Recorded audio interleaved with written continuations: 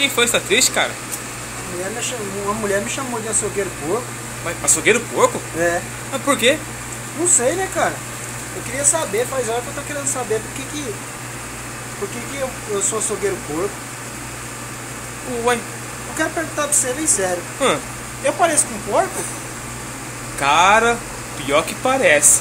Ah, então vai ter que cantar uma música. Por isso todo mundo fala assim, ó. Açougueiro porco eu sou, que não sei nem trabalhar, vivo enganando os outros, e o açougue não quer limpar. Açougueiro porco eu sou, sujo, sujo, sujo, limpo, limpo, limpo, porque eu não gosto nada de limpeza. Todo mundo fala que sou o açougueiro porco, por quê? Sabe por quê? Açougueiro porco eu sou.